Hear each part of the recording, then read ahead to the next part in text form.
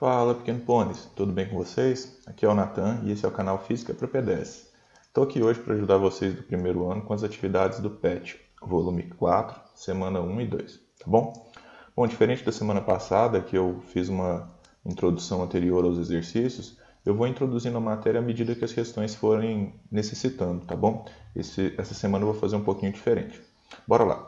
Em um carrossel, cada cavalo executa movimento circular uniforme, efetuando 5 voltas completas a cada 20 segundos. A frequência em Hz, rotações por segundo de cada cavalo é igual a... Bom, quem nunca viu um carrossel, né? Aquele brinquedo divertido em que você fica num cavalinho girando a vida inteira até vomitar, né? Aquela brincadeira legal, saudável e tal. Tem alguns que são mais divertidos, né? Mas a ideia é sempre que você tenha algum objeto na extremidade de um círculo e que ele fica girando sempre com a mesma velocidade. Por isso, movimento circular. Circular por quê? Porque a trajetória é um círculo. E uniforme por quê? Porque ele gira sempre do mesmo jeito, ele gira sempre com a mesma velocidade. Em todo movimento circular e uniforme, a gente pode falar de duas coisas. A primeira delas é a frequência. E o que é a frequência de um movimento circular e uniforme? Frequência, de uma forma geral, é quantas vezes um dado evento acontece. Nesse caso, o evento é uma volta completa aqui nessa circunferência. Então, a frequência ela vai medir quantas voltas completas eu dou, quantas rotações eu tenho em um dado tempo, seja ele um segundo, um minuto, uma hora, qualquer coisa assim, tá bom? Então, a frequência é o número de repetições em um dado tempo. Se a gente for escrever isso em matemática, é número de voltas, número de rotações, dividido pelo tempo, né? Eu posso chamar aqui em cima só de n e aqui embaixo só de tempo. Tudo bem? Outra coisa que não falou aqui, mas que é importante, é o período. O que é o período? Período, de forma geral, é um tempo que dura alguma coisa. Nesse contexto aqui, essa alguma coisa é a volta completa. Então, o período é o tempo gasto em uma volta completa, tá bom? Por causa disso, se a gente adotar aqui apenas uma volta, o número de voltas é 1, obviamente, né, que se eu tenho só uma volta, o número de voltas que ele deu é 1, só que esse tempo não é um tempo genérico mais, ele recebe o nome de período. Ele recebe o nome de período que a gente representa pela letra T maiúsculo, tá bom? Então aqui a gente tem que a frequência é o inverso do período. Você sabe um, você sabe outro, tá bom? Você tem o período, de forma indireta, você tem a frequência, é só fazer o inverso. Se você tem a frequência, de forma indireta, você tem o período, tá bom? Então, movimento circular uniforme é aquele movimento que tem trajetória de círculo com velocidade em módulo sempre igual, tá bom? O valor da velocidade é sempre o mesmo. A gente pode falar de frequência, que é quantas voltas eu dou em um determinado tempo. Nesse caso aqui, por segundo, que a gente representa pela unidade Hertz, né? Rotações por segundo. E a gente poderia falar também de período, que é o tempo de duração de uma volta e que tem uma relação inversa com a frequência, tá bom? Então, para essa questão é só isso que eu preciso falar. A gente tem que a frequência é o número de voltas em um determinado tempo, né? Mas quantas voltas ele deu aqui? Ele deu 5 voltas, né? 5 voltas. Em quanto tempo, Nathan? Ué, foi em 20 segundos. Então, 5 dividido por 20 é a mesma coisa que 1 dividido por 4, né? Simplificando por 5 em cima e embaixo. 1 dividido por 4 é 0,25 Hz. Tá bom? Como o tempo aqui já está em segundos, a resposta sai em rotações por segundo automaticamente. Se eu quisesse em rotações por minuto, eu teria que usar esse tempo em minutos, tá bom? Então, primeira letra A aqui, tranquilo, né? Bora para a próxima. Uma bicicleta tem rodas de raio igual a 0,4 metros e giram com velocidade angular, um nome esquisito, né? Igual a 20 radianos por segundo. A velocidade linear, olha só, outro tipo de velocidade, do ciclista em metros por segundo e a distância percorrida em metros no intervalo de tempo de 10 segundos será... Bom, galera, vamos entender melhor esses dois tipos de velocidade? Imagino que raio, todos vocês saibam o que é. Raio é a distância. Você tem um círculo, né? Círculo, uma circunferência. O raio é a distância que liga o centro à borda dessa circunferência. Esse cara aqui é o raio, né? Tudo bem? E nesse caso, o raio vale 0,4 metros. Mas vamos entender melhor esses tipos de velocidade. O que é isso, Nathan? Bom, a velocidade linear é aquela mesma velocidade que a gente já vem trabalhando há algum tempo. Aquela velocidade que relaciona distância, né, a mudança de posição que eu obtive em um determinado tempo. E a angular? A diferença da angular, que ao invés de eu medir a distância que eu percorri, de eu contabilizar a distância que eu percorri, eu contabilizo o ângulo que eu percorri. Então é o quão rápido eu mudo o meu ângulo em relação à minha posição inicial. E aqui é o quanto eu ando, a distância percorrida em um determinado tempo. Calma que vai ficar mais simples. Olha só, eu tenho um carinha aqui, né, que vai executar um movimento circular uniforme.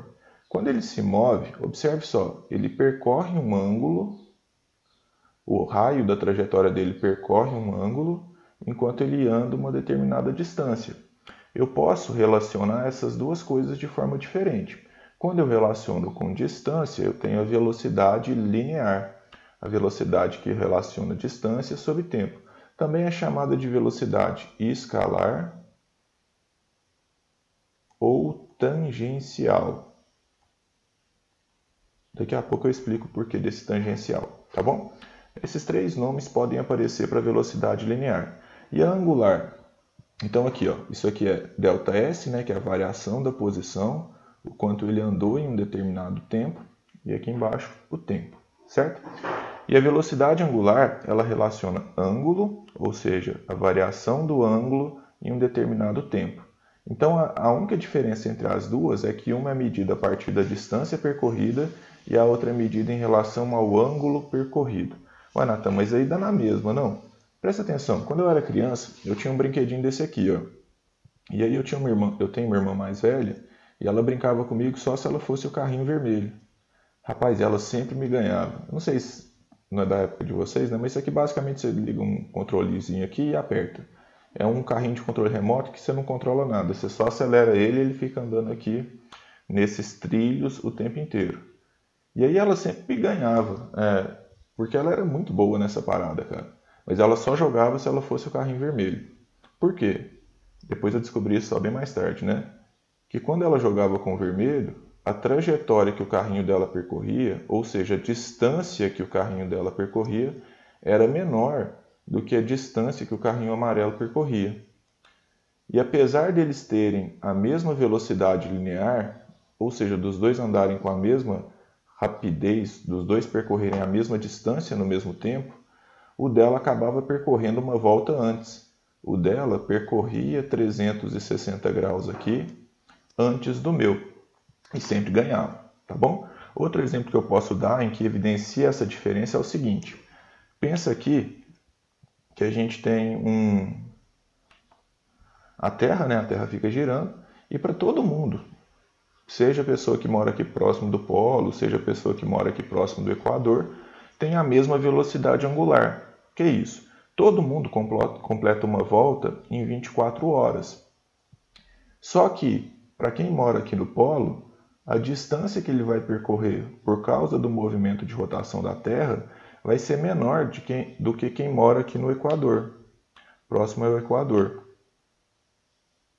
Então, apesar dos dois terem a mesma velocidade angular, de ambos percorrerem uma volta 360 graus no mesmo tempo, a distância percorrida por eles nesse intervalo de tempo é diferente. Então a velocidade linear aqui próximo ao Equador é maior e aqui próximo ao polo é menor. Tudo bem? Bom, espero que tenha ficado claro a diferença.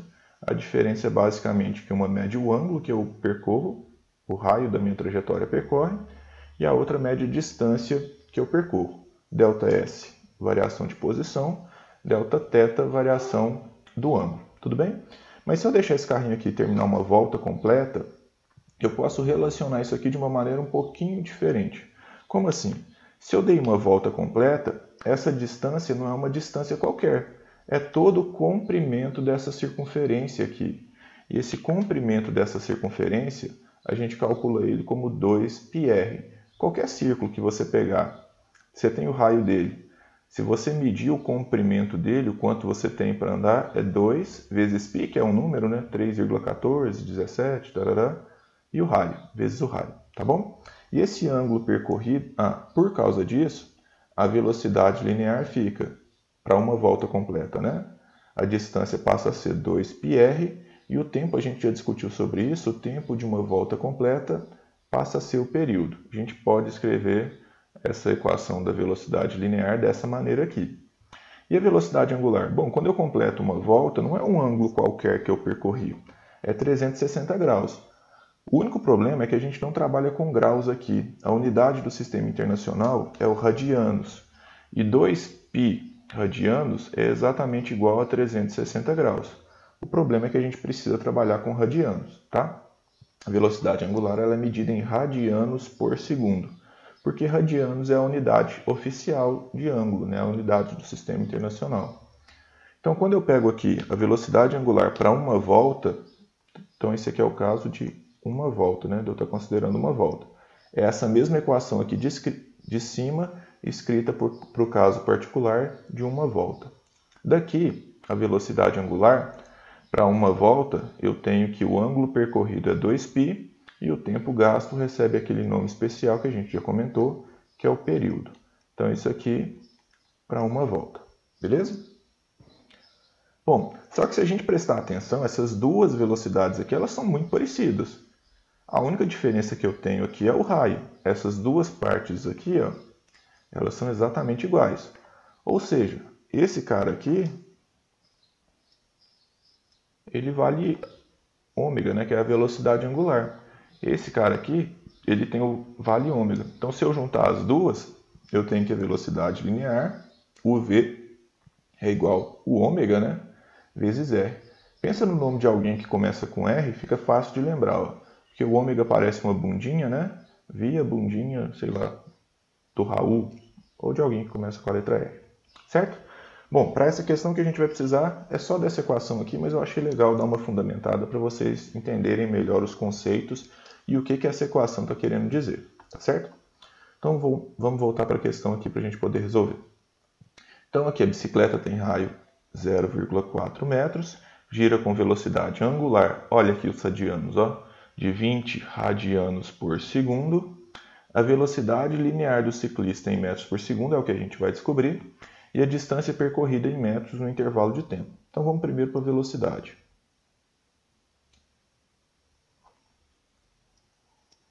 Cálculo da velocidade. Bora lá.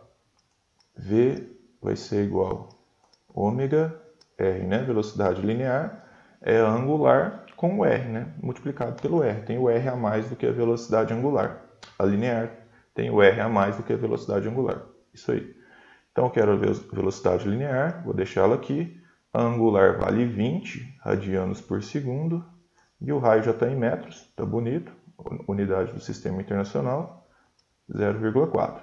20 vezes 0,4, isso vai dar 8 metros por segundo. Tá bom? Só com isso já daria para a gente marcar aqui, né? Mas vamos calcular essa distância. Tudo bem? Distância percorrida em 10 segundos. Como eu falei, essa velocidade linear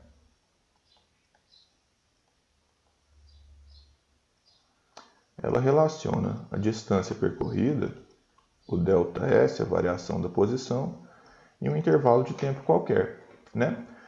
Bom, essa velocidade a gente já descobriu que é 8. Eu quero descobrir qual que foi esse ΔS, essa distância percorrida, o quanto a posição dele mudou, e o tempo me contaram aqui que é 10 segundos, né? Já está tudo no sistema internacional.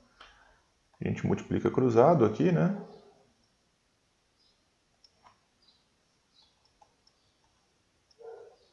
Multiplica cruzado, a gente tem que ΔS é igual a 8 vezes 10, que dá 80 metros. Por causa disso, letra C. Beleza? Qualquer dúvida, deixa aí nos comentários, tá bom, pessoal? Bora para o próximo. A Terra leva 24 horas, período do movimento. Período é o quê? O tempo gasto em uma rotação, né? Então, o tempo gasto em uma rotação da Terra é 24 horas, para completar uma rotação em torno do seu eixo. Considerando o raio da Terra no Equador, aproximadamente disso, lembra que o raio é diferente nos polos e no Equador? Nos polos ele acaba sendo um pouquinho menor, né? A velocidade linear aproximada de rotação da Terra em metros por segundo e a aceleração centrípeta em metros por segundo ao quadrado associado ao movimento de rotação da Terra é, considere π igual a 3,14, tá bom? Bom, vamos entender um pouquinho melhor o que é essa aceleração centrípeta? A gente ainda não comentou sobre isso, né? Bom, a aceleração centrípeta ela está relacionada ao movimento circular uniforme, porque tem dois tipos da gente mudar essa aceleração, de mudar a velocidade. Daqui a pouco a gente comenta um pouquinho melhor sobre isso. Mas basicamente a aceleração centrípeta é a aceleração que modifica a velocidade no movimento circular. Uniforme. Mas se é uniforme, a velocidade não muda. Se você prestar atenção, muda sim. Conforme o corpo vai se movendo na trajetória circular, nesse momento ele está se movendo para cá, nesse momento ele está se movendo para cá, nesse momento ele está se movendo para cá. Então, apesar da velocidade não mudar de valor, ela está sempre apontando para lugares diferentes. O corpo está sempre se movendo para direções e sentidos diferentes. Por isso, esse movimento tem aceleração. Como eu disse, por enquanto eu vou focar só em como a gente calcula ela, em que ela depende, tá bom? Bom, a aceleração centrípeta ela depende de duas coisas, como você pode ver aqui. Isso quer dizer o quê? Que ela é diretamente proporcional à velocidade. Por quê? Porque a velocidade está no numerador aqui, e isso faz com que a aceleração centrípeta aumente quando a velocidade aumenta, só que ela está diretamente proporcional ao quadrado dessa velocidade. Tá? Quando a gente está num carro, a gente sente essa aceleração toda vez que faz uma curva. Quanto mais rápido o carro faz uma curva, mais a gente tem aquela sensação de ser arremessado para o lado. Isso é um conceito de inércia, né? O nosso corpo quer manter uma trajetória retilínea. Quando o carro faz a curva, a gente parece que vai para o lado, mas na verdade a gente só está tentando manter a trajetória retilínea. Então, quanto maior a velocidade, mais a gente sente esse efeito, porque mais aceleração está sendo aplicada. E quanto menor o raio, ou seja, quanto mais fechada for a curva, uma curva de raio maior ela é mais aberta, né? Quanto mais fechada for a curva, quanto menor for o raio, maior vai ser essa aceleração. Tudo bem? Então aqui depende de duas coisas, da velocidade. Quanto maior for essa velocidade, mais aceleração eu tenho, é proporcional ao quadrado dessa velocidade. E depende do raio. Quanto maior for a curva, menos aceleração eu preciso. Quanto menor for a curva, mais aceleração eu preciso. Tá bom? Então vamos calcular isso aqui para a Terra? Bom, então aqui, né, na linha do Equador, é onde a gente vai considerar o movimento, né? O raio ele já me contou o quanto que é. E a velocidade que esse cara tem nesse ponto aqui, por exemplo, eu também sei. Não, é o que eu quero descobrir, né? Como que eu vou descobrir essa velocidade?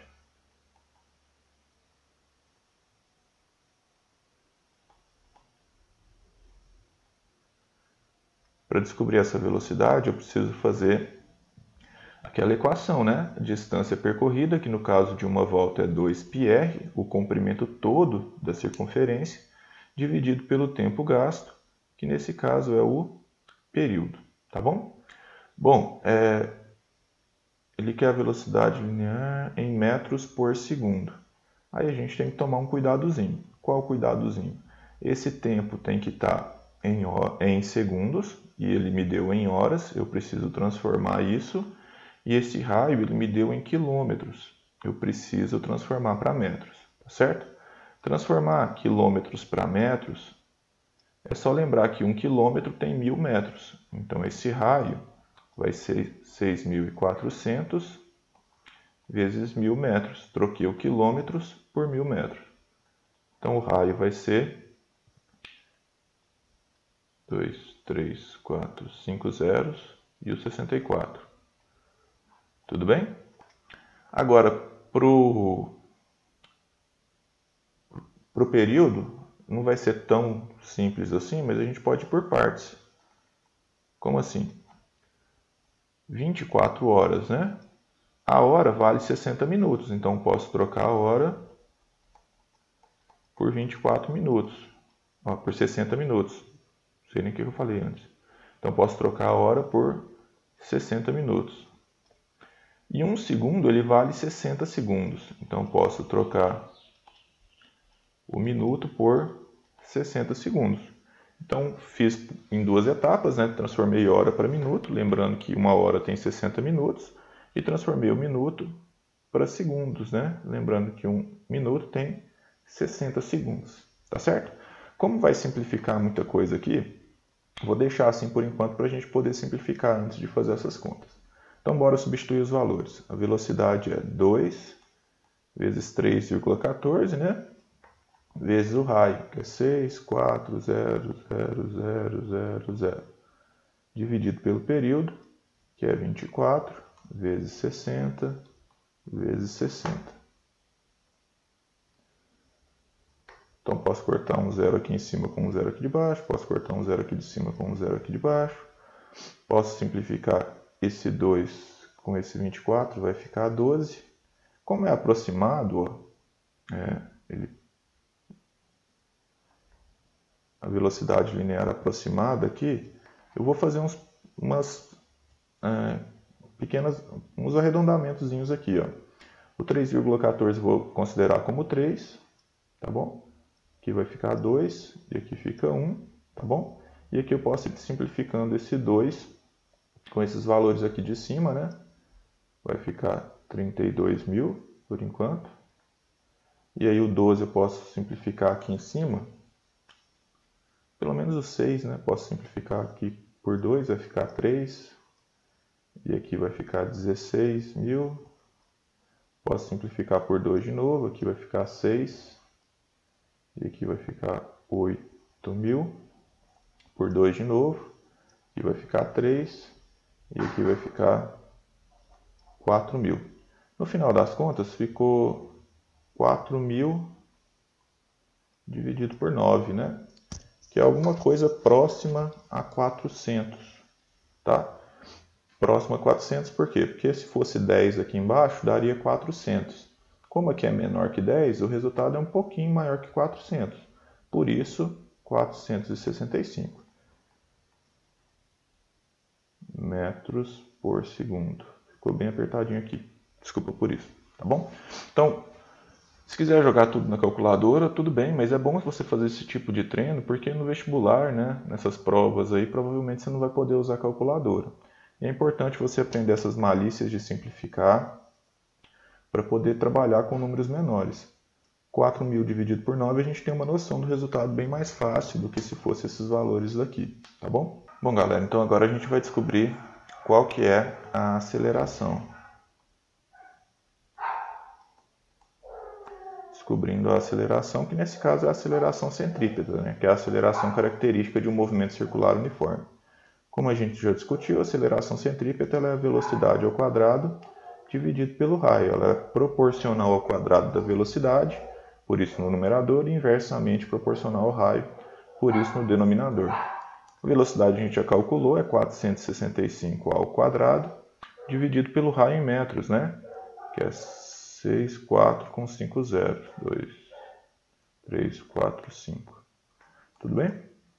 Então, como a gente achou a velocidade aqui, esse resultado é aproximadamente 0,03 metros por segundo ao quadrado. Tá bom? Descobrimos a velocidade, descobrimos a aceleração. Está aqui, letra D. Beleza.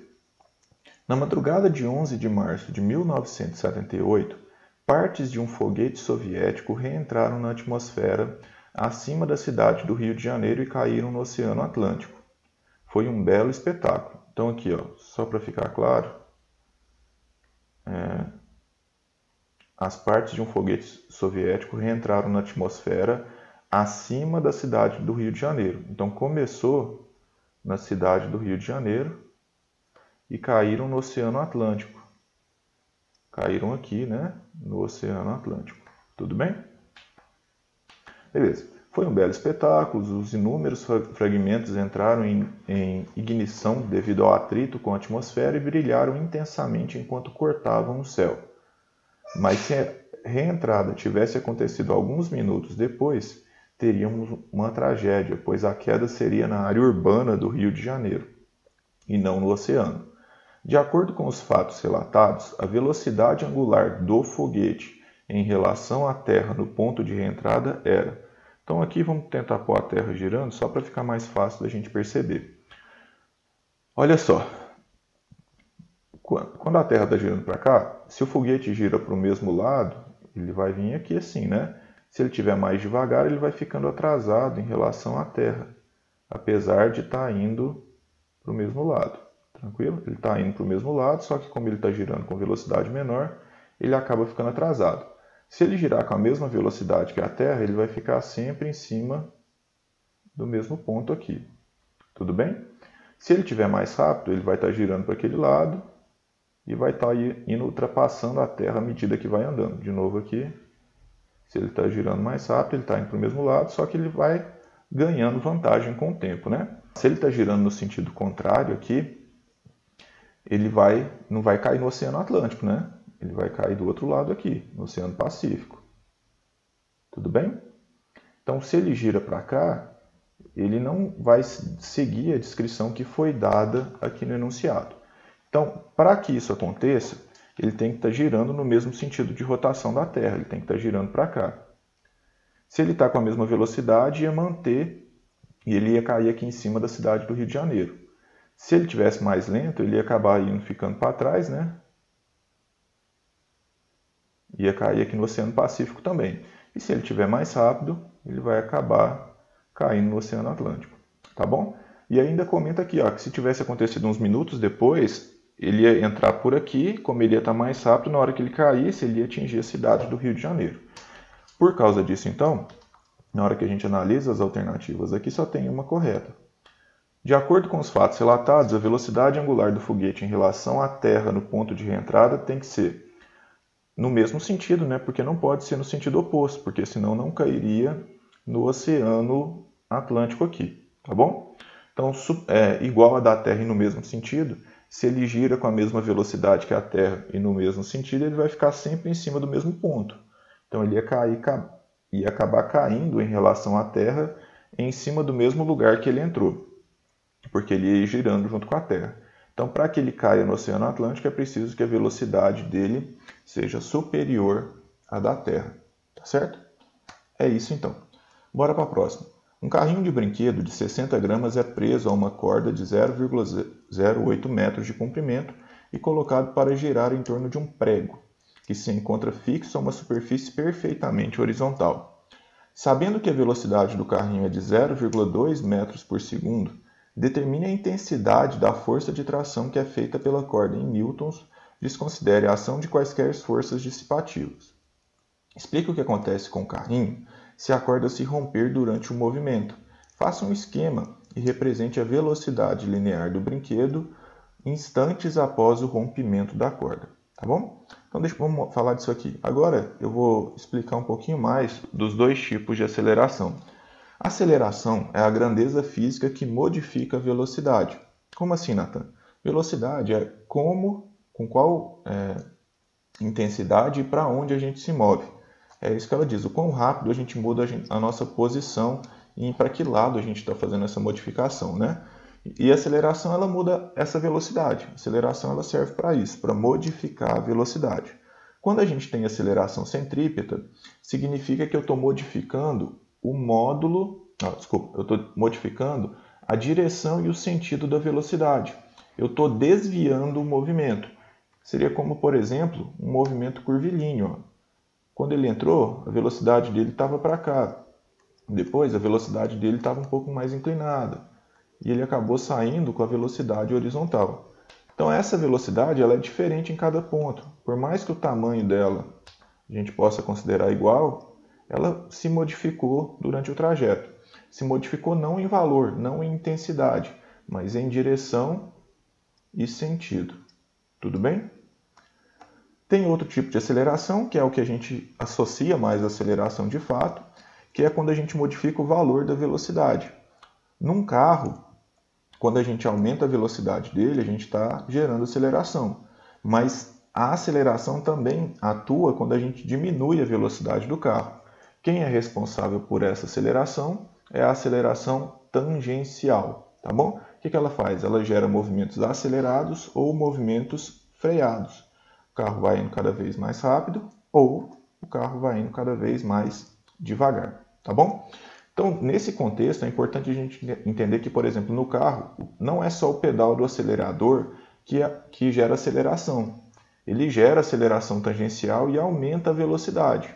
Mas o pedal do freio, ele também gera aceleração. Por quê? Porque ele modifica a velocidade, ele diminui a velocidade.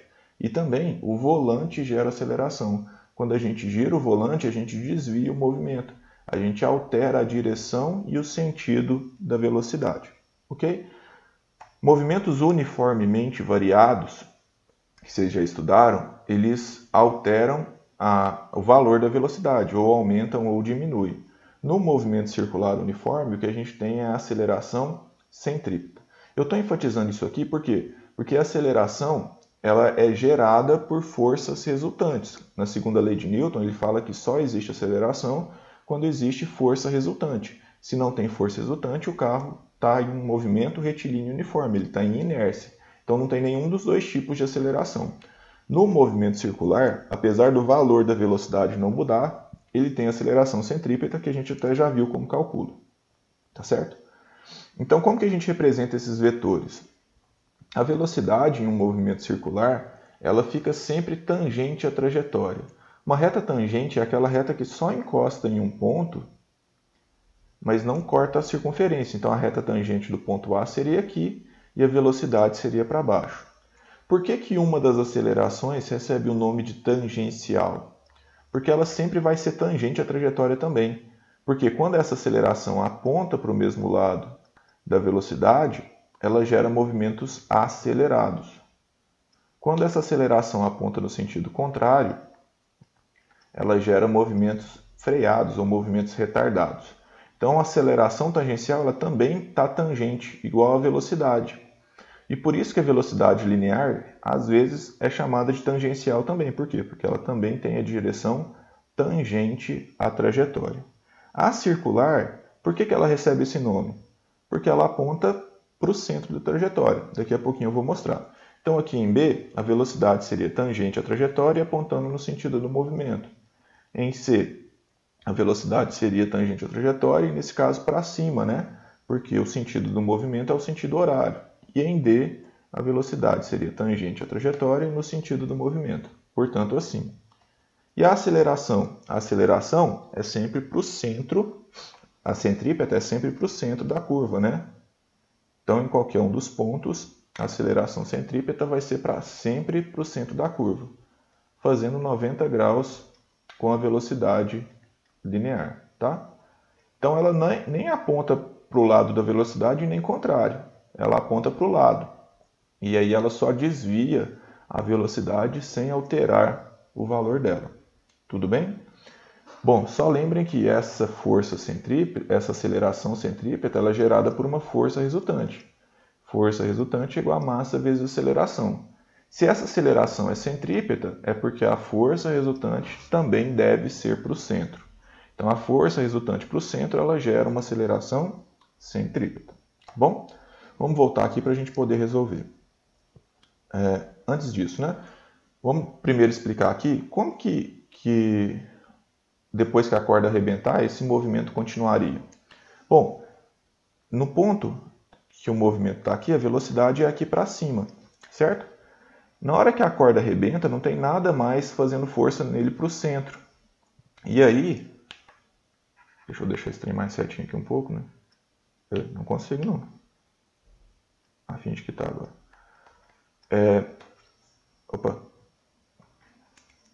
Nesse momento aqui, a velocidade é para cima.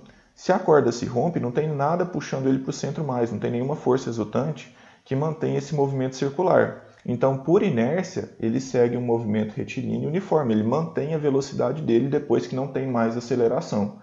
Então, na hora que eu solto a massa, ela segue em linha reta, olha só. Igual aqui, né? No lançamento de massa, a partir do momento que solta, a trajetória do corpo que segue é retilínea. Tá bom? Bom, então aqui, explica o que acontece com o carrinho se a corda se romper durante o movimento.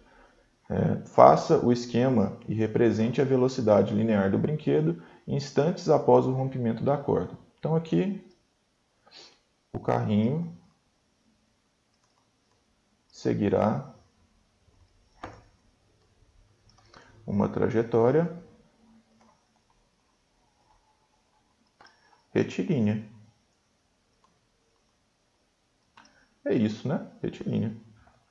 E então tá aqui, né? A gente essa bolinha é um carrinho. Estava aqui numa trajetória circular. Por quê? Porque tinha uma força aqui que sempre puxava ele para o centro, gerando uma aceleração centrípeta. A velocidade dele nesse ponto era essa. Mas a partir do momento que a corda se rompeu, ele não tem mais aceleração, portanto ele segue uma trajetória retilínea, né? Ele segue com velocidade constante em uma linha reta. Tá bom, Natan, como é que a gente calcula isso? Bom, lembra que a força resultante centrípeta, ela gera uma aceleração centrípeta, né? Uma aceleração centrípeta é gerada por uma força centrípeta. Nesse caso aqui, qual que é a única força que está atuando nesse carrinho? Ele está apoiado numa superfície horizontal, né? Então, ele só tem essa tração aqui como força resultante. Então, a força resultante aplicada sobre ele é a tração. A massa dele vezes a aceleração centrípeta, que a gente já descobriu que é a velocidade ao quadrado sobre o raio. Então, quando a gente tem força centrípeta, essa aceleração aqui é a aceleração centrípeta. E eu posso utilizar essa equação aqui, eu devo utilizar, né? Eu quero descobrir a tração, a massa é 60 gramas, a gente precisa utilizar isso aqui em quilogramas, né? Vamos fazer aqui do ladinho. 60 gramas tem quantos quilogramas? 1 quilograma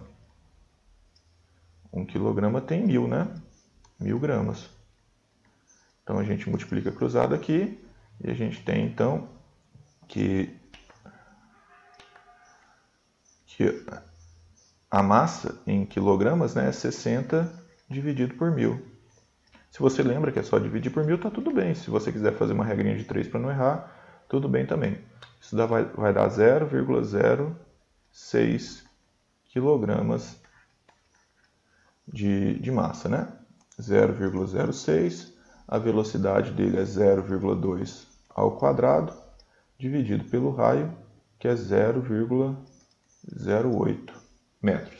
Como aqui tem duas casas decimais em cima e embaixo, eu posso cortar essa vírgula aqui em cima e embaixo, tá bom? Esse 0,2 eu vou escrever ele como 0,2 vezes 0,2. Então tirei a vírgula, ficou só 6, né? 0,2 vezes 0,2 dividido por 8. Posso simplificar aqui por 2, vai ficar 0,1, aqui fica 4, por 2 de novo aqui fica 0,1 e aqui fica 2, por 2 de novo aqui fica 1 e aqui fica 3. 3 vezes 0,1, 0,3, 0,3 vezes 0,1, 0,03 newtons, tá bom? Esse é o valor da força de tração, que mantém a trajetória circular do carrinho. É um valor pequeno, por quê? Porque o carrinho é bem leve, o raio da trajetória e a velocidade dele é bem pequena, né? Por mais que o raio da trajetória seja pequeno também, acaba que a massa é pequena e a velocidade é pequena. Então, precisa de uma força pequena para manter esse movimento circular. Tá certo? Bora para a última, então. Uma atração muito popular nos circos é o globo da morte, que consiste numa gaiola de forma esférica no interior da qual se movimenta uma pessoa pilotando uma motocicleta, massa do conjunto de 150 kg. Marca isso aqui, né? Considerando um globo de raio igual a 5 metros e o valor da aceleração da gravidade igual a 10 metros por segundo ao quadrado, Se ele passar pelo ponto mais alto do globo com uma velocidade de 10 metros por segundo, qual a força que o globo faz sobre ele? Então aqui só para a gente entender melhor, um globo da morte, né? Motoqueiro maluco, a mulher mais maluca ainda, sai girando em um movimento que a princípio é circular, né? Ele não é uniforme porque ele sobe meio que freando, desce meio que acelerando, mas a trajetória dele circular aqui se mantém, tá bom? Então aqui nesse ponto a velocidade dele aponta para cá, nesse ponto a velocidade dele aponta para cá, sempre tangente à trajetória, né? Nesse ponto a velocidade dele aponta para cá. A velocidade dele é sempre modificada em direção e sentido. Isso quer dizer que tem aceleração centrípeta, tá bom? Aceleração centrípeta aponta para onde? Nesse ponto aponta para o centro, que é para cima. No ponto mais alto, aponta para baixo, que é para o centro. Nesse ponto aqui, aponta para a esquerda, que é para o centro. Nesse ponto aqui, aponta para a direita, que é para o centro. Só existe aceleração centrípeta por quê? Porque tem força centrípeta atuando nele, né? Tem uma força resultante para o centro que gera essa aceleração centrípeta, tá bom? Então vamos pensar aqui no ponto mais alto da trajetória. Quais forças atuam nele? Eu tenho duas forças, né? Porque ele está em contato aqui. Essa força de contato, contrária ao contato, a gente chama de normal. E a ponta para baixo aqui, que é contrária ao contato. Nesse ponto aqui, a gente tem outra força, né? Qual outra força? Força peso, força da gravidade, que também aponta para baixo, tá bom? O tamanho delas aqui, considere fora de escala, né? Mas provavelmente a normal é menor do que o peso, vou só corrigir isso aqui. Beleza, e ele tem uma velocidade, que nesse ponto aqui é para cá, né? E vale 10 metros por segundo. Ele quer que a gente descubra qual que é a força que o globo faz sobre a moto, a força de contato, essa força normal aqui. Vamos lá. Pensando na segunda lei de Newton, né? Força resultante é igual a massa vezes aceleração. Se essa aceleração é centrípeta, é porque a força resultante é para o centro. Massa vezes aceleração centrípeta. Como que eu vou achar a força resultante? Bom, esses dois vetores apontam para o mesmo lado. Então, eles estão um ajudando o outro. Eles estão se somando. Então, a força resultante vai ser a normal mais o peso. E a aceleração centrípeta vai ser velocidade ao quadrado sobre o raio da trajetória. O peso desse cara é massa vezes gravidade, né? Aqui massa vezes velocidade ao quadrado sobre o raio. Vamos substituir valores? Vou deixar daqui ainda. Massa 150, gravidade 10, massa 150, velocidade 10, só que está ao quadrado, sobre o raio da trajetória, que é 5. Do lado daqui tem 150 multiplicando com 5 dividindo. Eu posso simplificar por 5, né? Aqui vai ficar 1 e aqui vai ficar 30. Tá bom? Então, do lado daqui vai ficar 30 vezes 100, que é 3.000. Daqui ia ficar 1.500, positivo. Somando, né? Passando para o lado de cá, vai ficar subtraindo 1.500. Então, a normal nesse ponto mais alto, ela vale 1.500 newtons. Tá bom? É isso. A letra A. Vamos para a letra B? Na letra B, devido ao ganho da velocidade na descida, ele passa pelo ponto mais baixo com velocidade de 20 metros por segundo. Para esse ponto, o valor da força que o globo faz na moto, ele quer a mesma coisa, a força normal, só que agora a velocidade dele é 20 metros por segundo, tá? Quais forças atuam? Tem a força gravitacional ainda, né, que é o peso, e aponta para onde, Natan? Aponta para o centro da Terra, é a Terra atraindo ele, então para baixo aqui é o peso deles, tudo bem? E a força normal? O contato está aqui, né? A força normal é contrária ao contato. Então é para cima. Tá bom? Sentidos opostos agora os dois vetores. Para a gente resolver é bem parecido. Força resultante para o centro gera uma aceleração para o centro. força resultante igual a massa vezes aceleração. Só que nesse caso, os dois vetores têm sentidos opostos. Um está atrapalhando o outro. Por isso, a força resultante eu tenho que subtrair a normal menos o peso. Massa vezes aceleração centrípeta. Vou passar já esse peso para cá somando, né?